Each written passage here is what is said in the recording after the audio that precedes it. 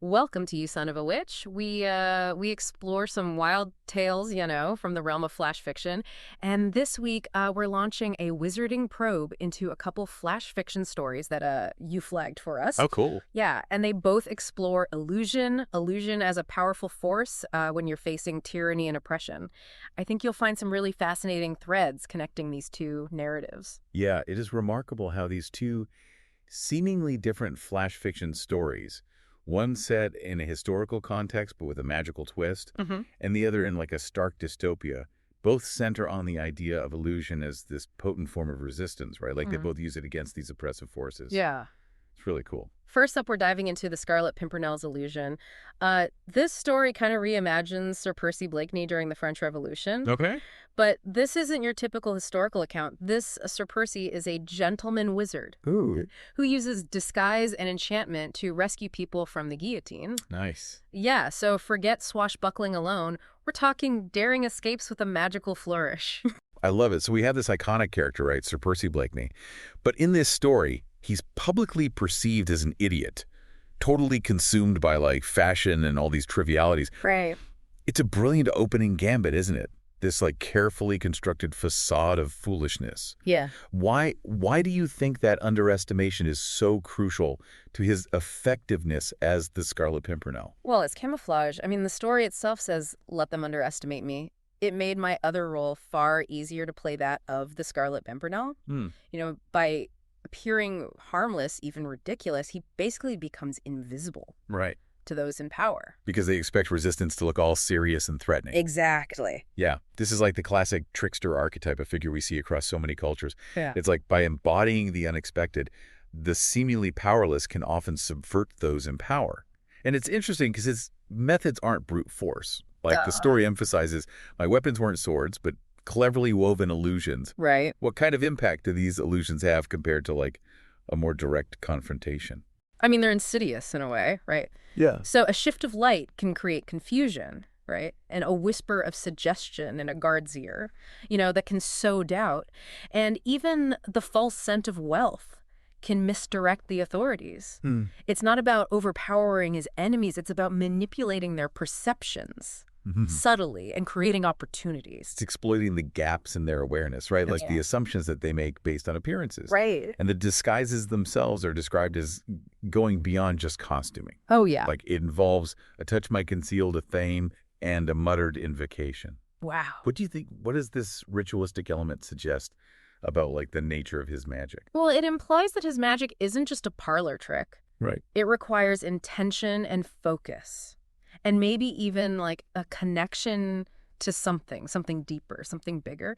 And you see that, he becomes the hunchbacked peddler, the wide-eyed peasant woman, even a blustering revolutionary official. I mean, the audacity of impersonating the very people he's fighting against. It's amazing. That level of transformation, it suggests not just magical skill, but a keen understanding of human behavior. Like the subtle cues and mannerisms that make up an identity. It makes you wonder how much of his success relies on magical ability versus his understanding of like human psychology. Yeah, that's a good point. And he's not operating in a vacuum either, We're introduced to Marguerite Blakeney, his darling wife and sole confidant. Okay. She's got a sharp mind and an important intelligence network she'd carefully built. How does her role contribute to his efforts? Well, I think it highlights that even a seemingly lone operative relies on connections and support. Like her intelligence network, it provides crucial information, acting as a lifeline. Yeah. And the story mentions the fear she kept hidden for my sake fueled my determination. It underscores the personal stakes that drive his heroic actions. Definitely. And then there's Chauvin, the bloodhound of the revolution, described as clever as a viper and twice as ruthless. Oof. Yeah, he's the antagonist who suspects Sir Percy's deception. So Sir Percy has to create more dangerous illusions to get around him. This creates this constant escalation, doesn't it? It absolutely does. Yep. Chauvelin's suspicion and his attempts to anticipate Sir Percy's moves raises the stakes, and it forces Sir Percy to be more creative and riskier with his illusions. It's like a battle of wits as much as a display of magical ability. Right. And the thrilling example of this is the ball at the English embassy. The story calls it a stroke of reckless brilliance. Okay. Marguerite's feigned distress serves as bait, while Sir Percy executes an incredible disappearing act. Nice. Leaving behind only a single red flower as my mocking signature, that's classic Pimpernel flair amplified by magic. The element of theatricality is key. It's not just about the escape. It's about like this symbolic act of defiance. The flourish that mocks the authority of the revolution. Yeah. But the story also notes that this illusion was costly, straining my power to its limits, reminding us that there are consequences to his magic. Yeah, there are. And Sir Percy, he understands the limits of his illusions. He knows he could not end the terror with mere illusions, but his goal is to buy time, rescue the innocent, and perhaps sow the seeds of its own downfall by undermining their certainty. Wow. So it's a long game, It's about eroding their control psychologically. So while he can't magically dismantle the revolution, he can create cracks in its foundation by fostering doubt and inspiring hope. It's a subtle but potentially very powerful form of resistance. This story really leans into tropes like the master of disguise elevated by magic. Oh, yeah. The trickster archetype using wit and deception against power. Yeah. The hidden badass who is underestimated. Classic. And of course, it's a historical fantasy with a twist where the stakes are personal. Definitely. It's a cool reimagining, using magic to deepen those themes of courage and resistance within a familiar historical setting. Yeah. But now let's journey to a very different world. Smoke and Mirrors. It takes place in the Orwellian city of Evermore. And here we meet Mira, a teen illusionist whose magic sparks rebellion in a more unexpected way. This is a society where information and truths are super tightly controlled by the Watchers. And Mira's initial illusions are presented as a form of entertainment and distraction, offering fleeting moments of wonder in a very oppressive environment. What does it say about the human spirit that even in such a bleak setting, the desire for beauty and wonder persists? It highlights a fundamental human need for something beyond mere survival. Yeah. A yearning for beauty, for escape, for something more. Totally. The story describes Evermore as a city defined by the dull gray fabric of conformity, where Mira is a frayed thread, a splash of color. Her magic isn't welcomed, but it's tolerated as long as it remains insignificant. There's a precarious balance there. Exactly. Her art is inherently a form of nonconformity, a deviation from that imposed uniformity. But as long as it's seen as harmless, it's allowed to exist in a limited capacity. Right. But that all changes at the Prime Citizens Banquet. When Mira's simple flower illusions bloomed too large, too vividly, why is this seemingly small act so significant? Because it's the moment her magic transcends simple entertainment. Yeah. It becomes undeniable, like too vibrant to ignore. Right. And it triggers a reaction from the authorities. The story notes that fear became a catalyst for her growing awareness of the city's underlying tensions. Her uncontrolled magic reveals a potential for disruption. It's as if the vibrant beauty of the flowers exposes the artificiality of Evermore's grayness. It's a visual challenge to their control. And from that point on, her illusions evolve from mere entertainment to something far more pointed. Yeah. Like when she creates a faceless echo of the Prime Citizen projected onto the Ministry building. Bro. What's the impact of this shift? This is where her magic starts to have real political weight.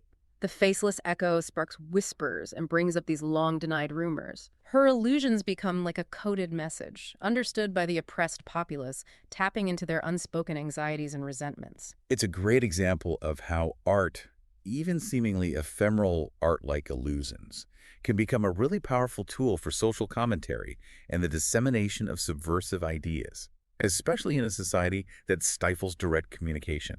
So the city transforms from gray to buzzing, and the Watchers become harsher, their fear is palpable. Yeah. How does Mira's role evolve in response? She inadvertently becomes a symbol of rebellion. Once a minor figure, she transforms into a shadow puppeteer, animating defiance across the city walls. Wow. Her illusions are no longer just pretty, they're acts of resistance, visible for all to see. And they challenge the authority of the Watchers in a way they can't easily control. The culmination of all this is the final spectacular illusion. It depicts the Prime Citizen and all his cronies as puppets, controlled by an unseen hand, a flicker of shadow shaped like a questioning child, a clear representation of Mira herself. This is a direct, undeniable act of defiance. What's the immediate consequence? Arrest. It's inevitable. Right. But even in confinement, her impact persists. She receives flickers of color, news of unrest, and the watcher's scrambling. Huh. Her illusion is rippled outward, taking on a life of its own. That's amazing. It demonstrates the power of an idea once it's been unleashed. It really does. Yeah. The ending is deliberately ambiguous, leaving us to wonder whether she ignited a full-scale revolution or simply amplified existing discontent. That final image of a flicker of defiance scrawled on a wall, a defiant splash of color in the relentless grayness, suggests that her influence endures even though she's gone. This flash fiction story explores tropes like the unwitting instigator, someone who sparks change unintentionally, fighting with their own tools by using illusion against a regime built on deception, becoming a symbol of rebellion in its dystopian setting. And it concludes with an open and ambiguous ending. So in this wizarding probe of You, Son of a Witch, we've looked at these two distinct flash fiction stories, and each one showcases the surprising power of illusion as a tool against oppression. We saw Sir Percy, the strategic wizard, using enchantment for direct rescue. And then we had Mira, the accidental revolutionary whose art exposed the illusions of a totalitarian state. What's really striking is when we consider these two narratives together, how this perceived fragility of illusion actually becomes a source of its strength. Right. For Sir Percy, it allows him to be underestimated constantly. Yeah. For Mira, its intangible nature makes it really difficult for the authorities to suppress entirely. It's a form of resistance that operates on the level of perception and belief. So it really makes you think, which one of these contrasting approaches to resistance resonates more with you? Does Sir Percy's calculated individual acts of defiance feel more compelling, or is it Mira's unintentional, widespread sparking of dissent that strikes a stronger chord? How might even subtle forms of illusion or misdirection play a role in challenging power structures in our own world? These flash fiction stories, while set in fantastical realms, offer a powerful lens through which to examine the courage of individuals facing what seem like insurmountable odds, and the unexpected ways in which truth can emerge, even when it's deliberately obscured. The power of perception, as these stories illustrate, can be a battlefield in itself. That's so true. Well, we hope this wizarding probe has sparked some thoughts for you. If you enjoyed this dive into the world of You, Son of a Witch, be sure to rate and follow for more wild tales from the realm of flash fiction. Yes. We'll be back next week with another wizarding probe into the fantastic.